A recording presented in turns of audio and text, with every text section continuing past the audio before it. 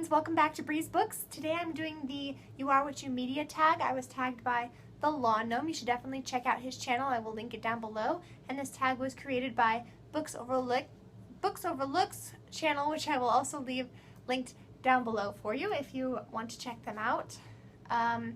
So this tag, in case you aren't already aware, is where you list your top 3 most influential things in different categories: books, music, TV, movies, and social media. So, sitting down to do this tag, thinking about it, I realized I didn't have a lot of specific things that influenced me. It was kind of more broad, general things that all added up to making me me. So, sorry if that's not what I'm supposed to do for this tag, but that's what I could come up with. So let's just go through and you'll kind of see what I mean. So basically for books, I have first and foremost the Bible. That's definitely the most influential book I've ever read, heard about, anything. If you guys haven't read it before, I highly encourage you to check it out. Definitely something that reading it has changed me, has changed lots of other people, and I think if you haven't given it a try yet, it might be time to do so. So, no pressure or anything, but I definitely know I wouldn't be the same without reading the Bible. Next is fairy tales. I've pretty much been reading fairy tales as long as I can remember. I just grew up reading them. I'm still reading them to this day. There wasn't a time that I wasn't reading fairy tales that I can remember, and so just that story structure and those types of characters are what I'm drawn to, because that's what I've been reading my entire life and I've never gotten tired of them. So that's part of what makes me me, is a fairy tale person. So that's just that sort of magic and feel of whimsy and fantastical things is just my favorite. And lastly, I had to include Twilight by Stephanie Meyer for my third book option. Just because it's what got me introduced to what YA could be, the young adult genre. I didn't know what young adult was before. I was pretty much reading middle grade, I think, or what would be classified today as middle grade, before I discovered the Twilight Saga, at least from what I can remember. Pretty much after that, the genre of young adult exploded, and now we have so many options of stuff to read if you like that style, and I'm really grateful for it. So that has shaped my reading over the last several years, and I wouldn't be the same without Twilight. Next is the category of music, and this is pretty much going to be generic. I went with Christian, musicals, and Disney. So Christian music obviously goes with my beliefs, and just like reading the Bible, I believe in God, and I believe that Jesus Christ is the Son of God, and He died for our sins, and He loves us, me and you, so much. Sometimes just listening to music by Third Day or Francesca Battistelli or Hillsong United will just make that truth all the more apparent to me, even more than reading the Bible sometimes. It's really powerful for me hearing God's truth through music. So that is definitely one of the most influential types of music in my life, and has been ever since I was born, basically. Musicals is one of my favorite types of music. I wasn't really aware of them until my senior year of high school, when I saw Wicked, and that kind of opened the door to everything that I was missing, basically. And so now I watch the Tonys every year. I'm always buying music from musicals off iTunes. I love Hairspray, Phantom of the Opera, Les Miserables, and Wicked obviously are probably some of my tops. If you saw my last library reorganization whatever video, you can see I have a bunch of musical posters above my bookshelves in my library. And lastly, Disney music. Obviously, I grew up with Disney music. I was a Renaissance kid when Beauty and the Beast and Little Mermaid and all those classics were coming out. I was born in '89, so I was a 90s kid and like lived through all of the amazing Disney hype that was coming out in those years and all the classics that we now hold near and dear to our hearts.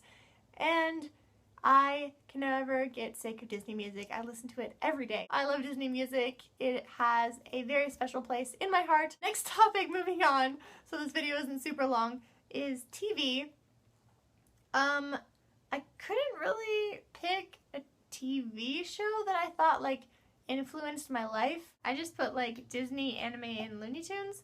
I watched a lot of Disney TV shows when I was a kid on the Disney Channel, and I still watch the Disney Channel movies and stuff occasionally, and so I just put Disney TV. And then anime, I'm a big anime fan. I pretty much just watch shoujo, but I love Fairy Tail, and I love Fruits Basket and Ouran High Host Club. And I haven't watched nearly as many as I would like, but I definitely have an appreciation for that fan base, I guess you would say. And it's definitely one of the things that is more recently, in the last few years, influencing my life on TV. And then the only other thing I could think of was maybe Looney Tunes, because Looney Tunes cartoons were another thing I like grew up watching like almost every week in the morning, Saturday morning cartoons, or they had like cartoon marathons in the summertime where they just play like a bunch of Bugs Bunny cartoons over and over. I loved that. I watched them whenever I knew that they were on, basically. So I think that style of animation and those characters, Bugs Bunny and Tweety and all those guys, definitely influenced my life somehow, just from, I don't know, referencing the characters and knowing about them and watching them a whole lot when I was a kid. Next topic is movies. I put Disney/animation for the first one because I'm a huge animation buff. I love it. That's my favorite type of movie, is an animated one. Disney is included as a big part of that, obviously, but I also love other animated movies, Despicable Me, Balto, Swan Princess.